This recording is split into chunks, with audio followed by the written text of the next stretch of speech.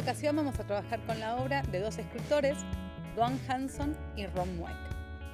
En este caso vamos a justamente indagar sobre algunos conceptos contemporáneos muy importantes dentro del arte y específicamente dentro de la escultura, que son el concepto de hiperrealismo, realismo, figuración, justamente tratando de pensar los vínculos entre arte y realidad, conceptos también antiguos dentro del arte como el de mímesis, y bueno, tratando como de empezar a ver algunas formas de abordar la obra de estos dos artistas tan significativos.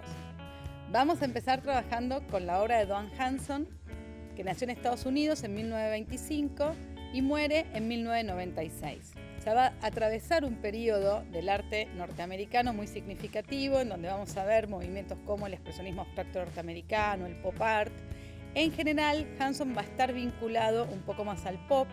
Vamos a ver que su obra no se vincula tanto, es difícil de relacionarlo con el pop, pero bueno, en esa época fue muy vinculado a este movimiento.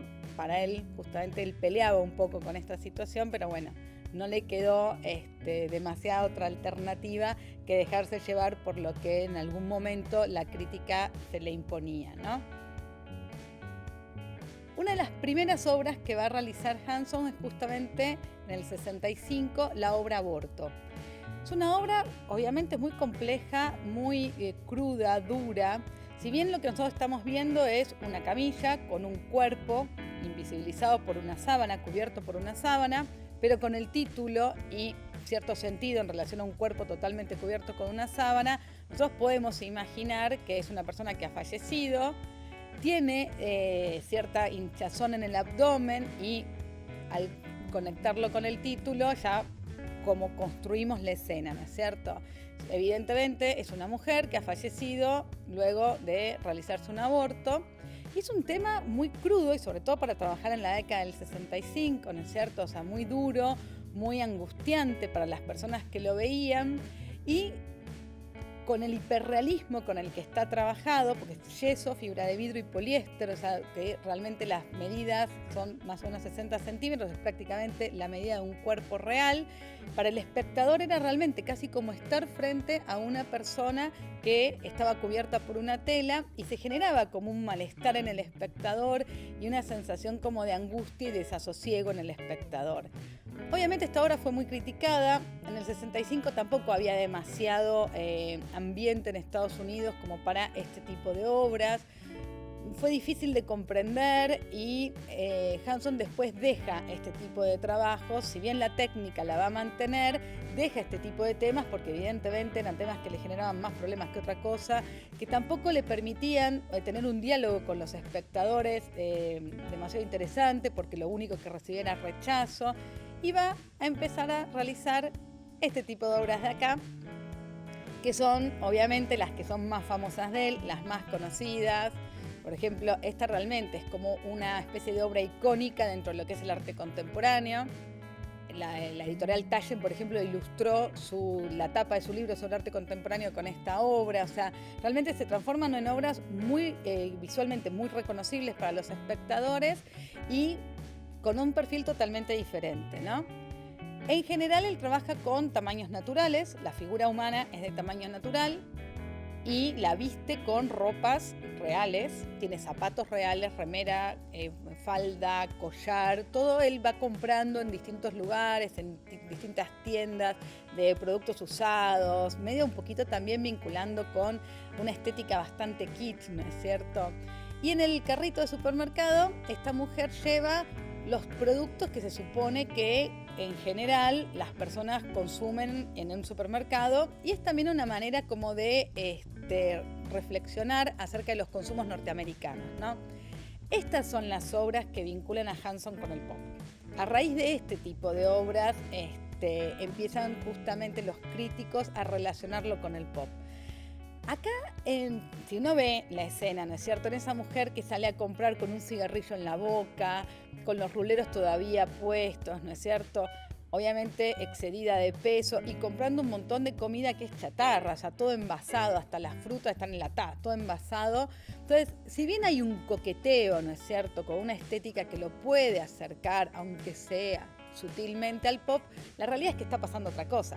Hanson está queriendo hablar de otra cosa y está haciendo una obra que critica a la sociedad consumista norteamericana, que critica ciertos hábitos de la sociedad norteamericana, a ciertas clases sociales, ¿no es cierto?, norteamericanas, y es como mucho más compleja la obra que simplemente un artista que está hablando de la cotidianidad, ¿no es cierto?, como por ahí en el caso del arte pop encontramos a, no sé, personas como Warhol, que cuando pinta las latas de sopa Campbell lo hace porque él consume esas sopas y están en su alacena, no porque esté queriendo generar un sentido o transmitir un contenido ideológico en relación a esos consumos, ¿no?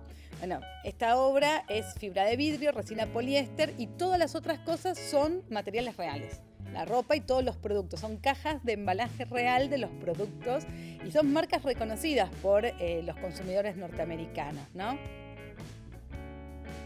Acá tenemos una obra viajero y nuevamente, ¿no?, un poco esa estética del viajero donde nada combina con nada, donde encontramos un pantalón con un estampado y una remera que los colores ni los estampados combinan, agotado esperando por ahí en una escala o en un momento del viaje, tirado en el piso, con las valijas en el piso, las medias y las zapatillas, ¿no? Es como el cliché del turista o del viajero que en un momento de espera se tira ahí al piso a descansar.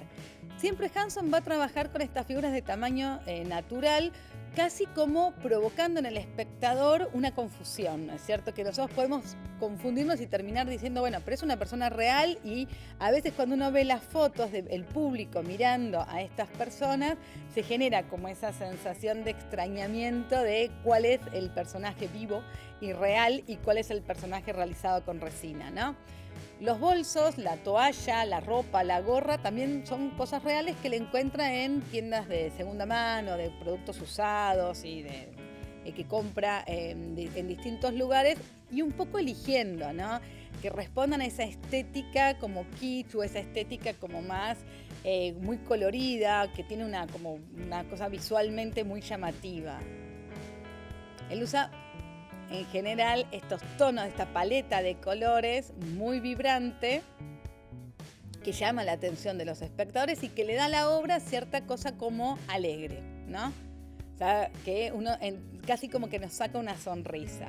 Y en realidad, bueno, obviamente está hablando también de estereotipos, ¿no? De los cuerpos son, ¿no?, como estereotipos norteamericanos, casi como el símbolo, ¿no?, del norteamericano promedio, que cuando va a algún lugar, bueno, lleva la cámara de fotos, las zapatillas para poder caminar y largas distancias, pero al mismo tiempo, bueno, esta cuestión de los cuerpos como demasiado excedidos de peso o casi deformados, ¿no?, por el exceso de peso. En general, Hanson va a trabajar con modelos. No necesariamente son todos modelos distintos, en muchos casos él va trabajando con algunos modelos que le resultan interesantes corporalmente. Primero hace fotos, dibujos y va como acercándose lentamente a la forma hasta que, bueno, después va construyendo, ¿no?, los moldes de estas figuras y después le va agregando los detalles. Los detalles que en general son más que nada de vestuario, de indumentaria, todo lo que tiene que ver con pelucas y todo lo que tiene que ver con los accesorios y el estilismo, ¿no?, de cada uno de estos personajes. Acá encontramos a un hombre con una cámara. Todo esto va como en la misma línea, ¿no? Él tiene estas dos obras de Viajeros 1 y Viajeros 2, pero todo va como en la misma línea de estos personajes que tienen como un recorrido casi como de turistas y están vestidos como si fuera de turistas. Y son realmente cierto estereotipo de cierta clase social norteamericana. Me parece que ese es el punto al que él está como justamente apuntando, ¿no? Pero no dejemos de ver que hay como, aunque sea sutil, y desde el humor y desde un guiño que hace con los espectadores, porque hay algo que nosotros reconocemos y hay algo que nos genera como simpatía y nos hace reír, pero hay como una crítica mucho más sutil que en la obra Aborto, ¿no es cierto? Es como que cambió totalmente el tono, pero no deja de haber un comentario como crítico en relación a los cuerpos y en relación a los usos de la indumentaria, en relación a ciertas cuestiones vinculadas a lo estético, ¿no?, de cada una de estas personas. Y después tiene otro grupo de obra que es mucho más por ahí interesante en algún sentido, que es de estos personajes invisibilizados por su trabajo. En este caso, Queenie 2 es una mujer de la limpieza que trabaja en las oficinas cuando la gente se ha retirado de las oficinas. Entonces, justamente la persona de limpieza que nadie ve. Entonces, ella viene a trabajar cuando no hay nadie, cuando la gente vuelve a su oficina encuentra mágicamente todo limpio. Y él, al colocarlas en una institución como un museo, una galería de arte, un espacio de exhibición de arte contemporáneo, está visibilizando un oficio, está visibilizando ciertos grupos sociales, ciertos grupos étnicos, ciertas características físicas de grupos que parecería que están totalmente, que son anónimos y que nadie ve y que no son valorados y que no son reconocidos por la sociedad, ¿no es cierto? Entonces te expone a vos como espectador de una obra de arte a detenerte y mirar el trabajo, el oficio o las características del oficio de estos personajes. En este caso, bueno, la foto también está elegida porque justamente, ¿no?, Don Hanson está trabajando en relación a estos cuerpos un poco deformados por la obesidad. Y si observamos la persona que está mirando, el espectador de la obra, también, ¿no?, encontramos un cuerpo real en este caso, pero también deformado por un abdomen muy prominente, ¿no? Siempre él va a trabajar en relación a esto, estos personajes muy, muy, muy grandes y, bueno, relacionarlo un poco con los consumos, no solo consumos alimenticios, sino también con los consumos culturales de ciertos cuerpos que se asocian a ciertas clases sociales. Hay ahí también un montón de cosas interesantes para pensar, ¿no? Como ciertos cuerpos físicos se van a vincular o se van a asociar con una pertenencia de clase. Entonces va mucho más allá de una fácil asimilación al pop, ¿no? De que nosotros podemos, bueno, pensar, tiene algunas cosas que ver con los consumos populares, tiene algunas cosas que ver con los objetos populares y las cosas de consumo popular, pero va un poquito más allá, propone algo que tiene que ver con otras cosas, está reflexionando y haciendo otras miradas acerca de la obra y acerca de la sociedad norteamericana, ¿no? En este caso es Rita, que es una mesera, y también él dice, la mesera es ese personaje que nosotros estamos comiendo, conversando y prácticamente no vemos. O sea, si nosotros tenemos que después describir cómo es la persona que nos atendió, y sobre todo en un lugar así de comida rápida, podríamos no tener ningún recuerdo de esa persona, ¿no?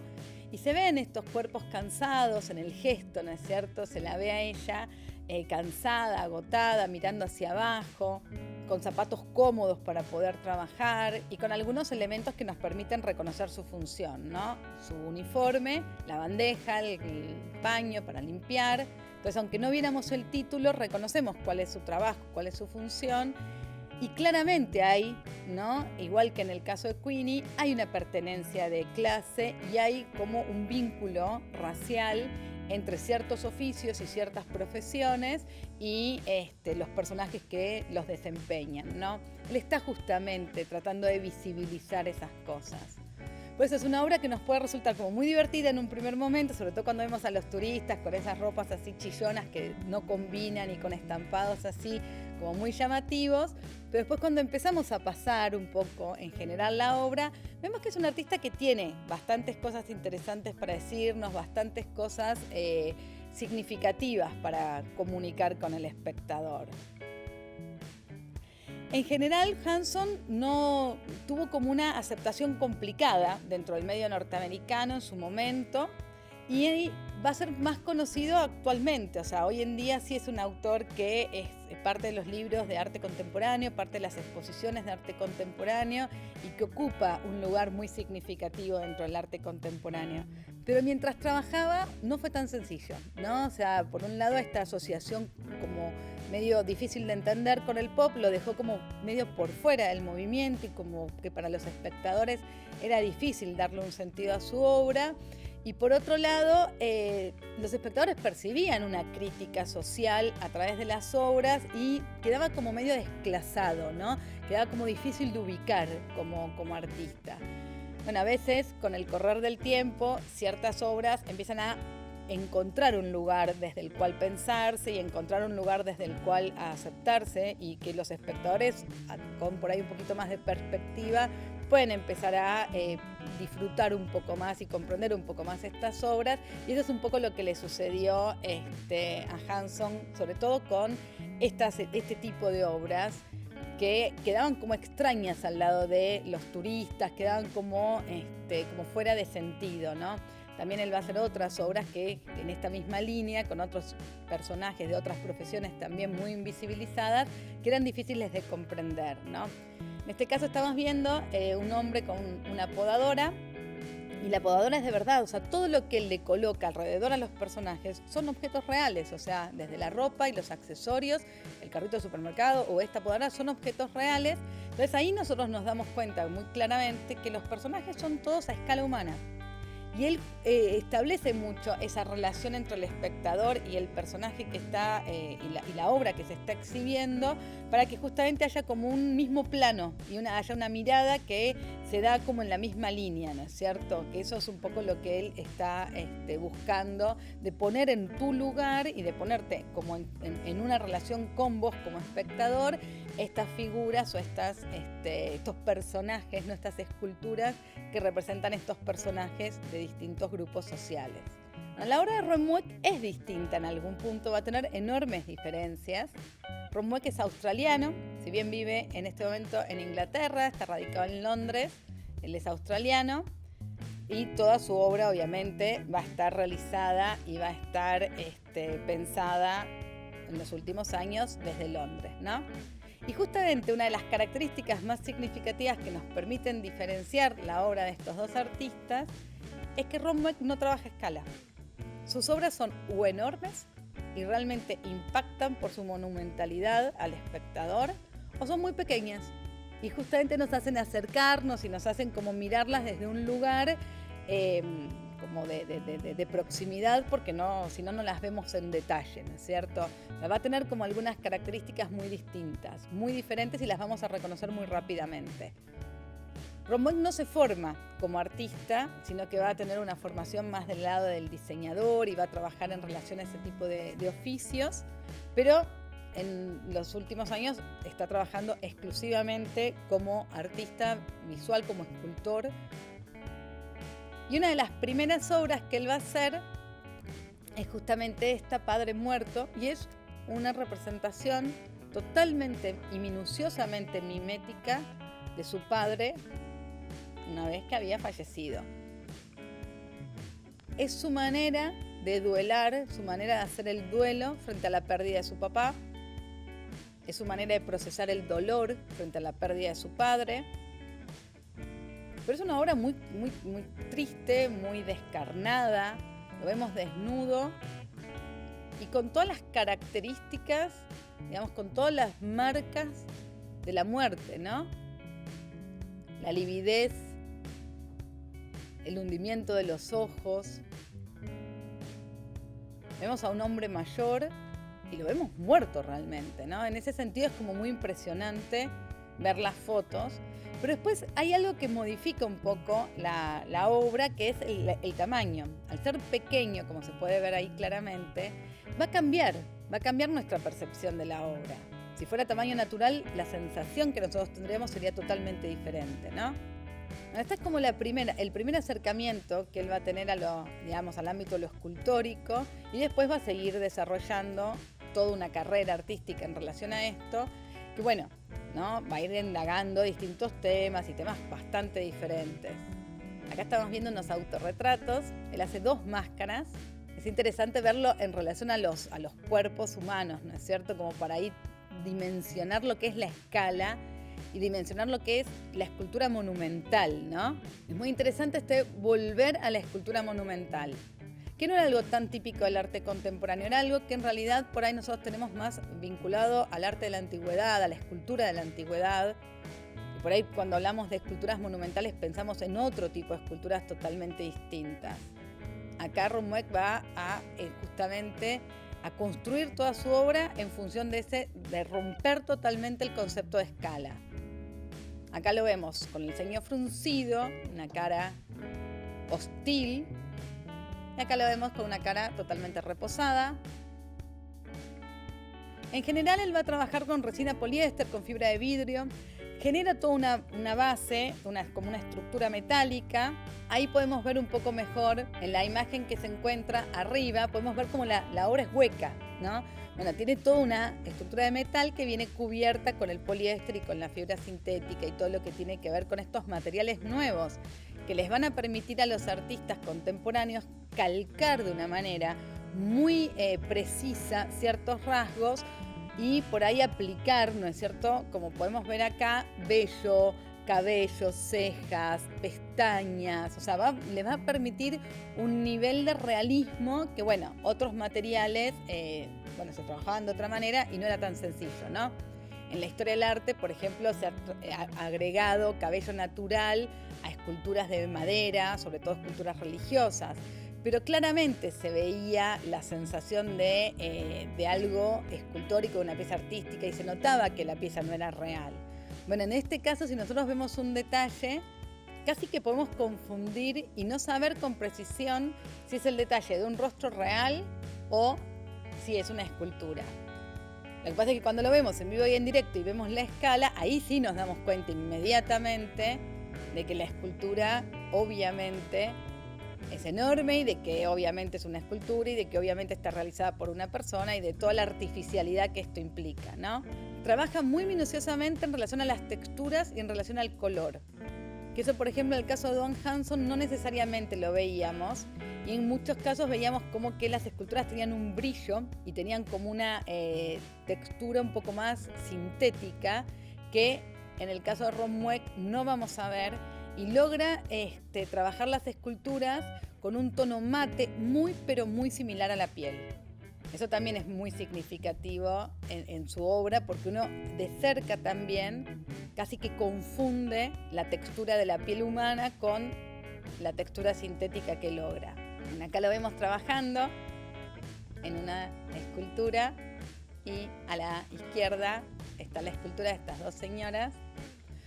Obviamente a él no le va a servir trabajar con ropa que puede comprar en el mercado como hacía Hanson, no le va a servir la ropa que puede comprar en un lugar de venta de usados, ni ningún accesorio que pueda comprar en un lugar real, ¿no es cierto? Y va a tener que mandar a fabricar las cosas, los tapaditos, las ropitas, los zapatos, bueno, va a tener que abastecerse de todo eso específicamente, como si fueran pequeñas muñequitas, ¿no? Específicamente para cada una de las piezas. Ahí vemos cómo está trabajando muy delicadamente después en el maquillaje, cómo agrega los cabellos, cómo agrega las cejas, pero sobre todo cómo capta las expresiones, ¿no?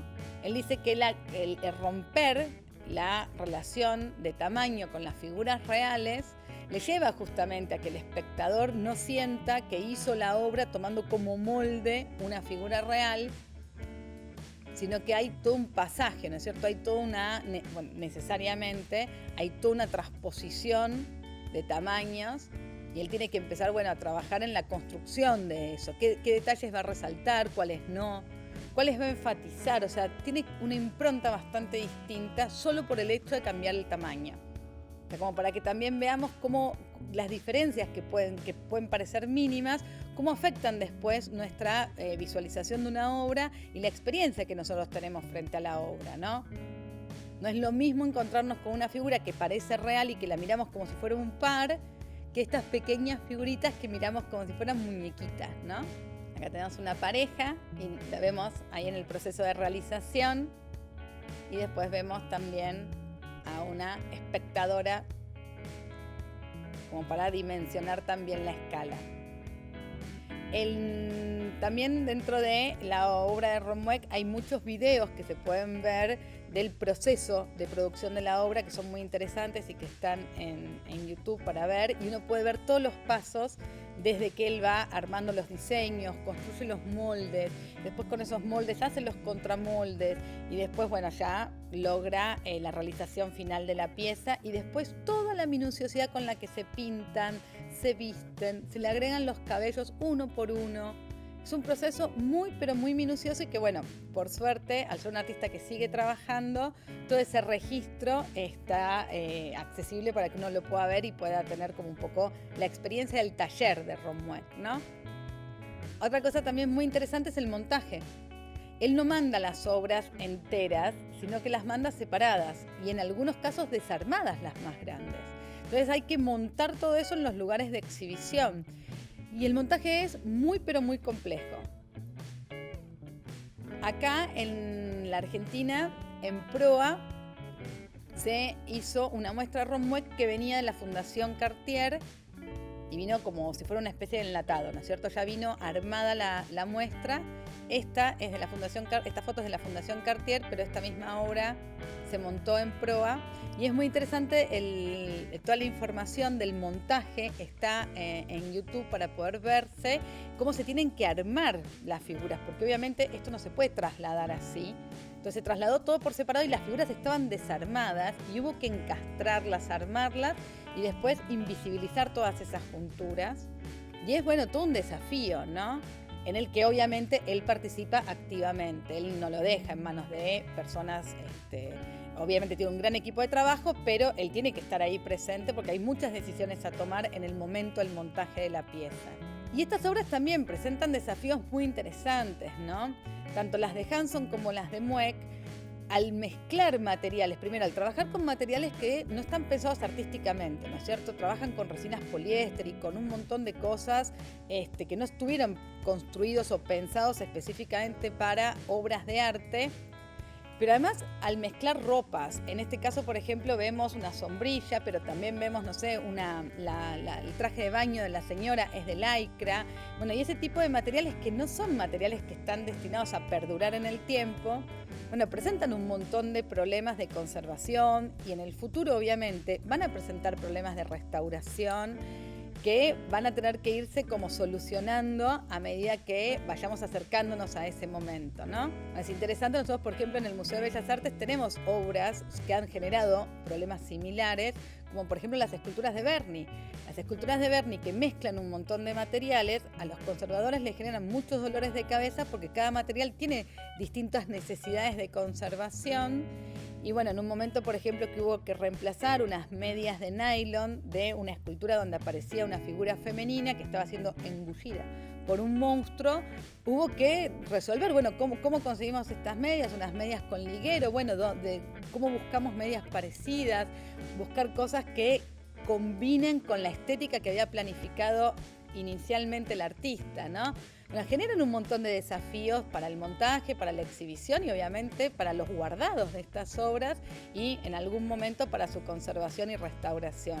Miren lo que son los detalles, cómo realmente, ¿no? Comprende minuciosamente los gestos, la placidez del rostro de él, el afecto, ¿no? El amor con el que ella lo mira, lo que es el rostro de una persona mayor sin generar una sensación como exacerbada, ¿no? O sea, sino justamente mostrando ciertas marcas, ciertas arrugas, pero tan naturales, ¿no? El peinado de ella con un pequeño clip, algo totalmente normal que una mujer podría, si está en un día de playa, haberse recogido de esa forma el cabello, pasárselo por atrás de la oreja. También mucho conocimiento en relación a la pose, ¿no? Cómo el cuerpo en una determinada pose funciona, el cuerpo de una mujer de determinada edad, el cuerpo de un hombre de determinada edad, pero al mismo tiempo en una pose, ¿no? Ella que está mirando para abajo y el que está acostado boca arriba, bueno, evidentemente todos los músculos y la piel de la cara se tensan de una manera diferente. Son evidentemente artistas que se basan gran parte de su oficio en la observación, en mirar minuciosamente esas cosas que por ahí nosotros no vemos. Y por ahí que están mirando pequeñas marcas, pequeñas huellas del paso del tiempo, pequeñas huellas de una expresión, pequeñas huellas de un gesto, que a nosotros se nos pasan por alto y ellos sí las están teniendo en cuenta. Entonces cuando nosotros vemos estas expresiones nos sorprende la naturalidad que tienen estos rostros. Y no es que nosotros no hayamos visto otras personas de esta manera, pero bueno, de alguna forma él presta una atención distinta, ¿no? Para terminar, justamente quería trabajar con esta enorme obra, Niño, que a escala, ¿no? Justamente pone en evidencia esa como pequeñez, por decirlo de alguna manera, de los espectadores en relación al tamaño, a la inmensidad de la escultura. Y nuevamente, pensamos en otro tipo de esculturas. No estamos acostumbrados en todo el siglo XX y en el siglo XXI a encontrarnos con esculturas tanto más grandes que nosotros como espectadores. Y eso nos maravilla, nos genera como ya de por sí una relación de sorpresa, una reacción, ¿no es cierto?, como de sorpresa, y nos predispone hacia una obra que tiene algunas características como que nos van a llamar la atención. Por eso también, ¿no?, cuando uno ve las obras de Ron Mueck, quedan en la memoria porque nos llaman la atención de una manera en particular, nos conmueven de una manera en particular y no nos olvidamos. Lo mismo pasa con las obras de Hanson, ¿no? Nos llaman la atención, es algo que nos moviliza, sobre todo por la perfección técnica, el tipo de trabajo. Y sobre todo también porque en el siglo XX y en el siglo XXI, en el arte contemporáneo, no estamos tan acostumbrados a encontrar artistas que presten una atención tan minuciosa en su trabajo técnico.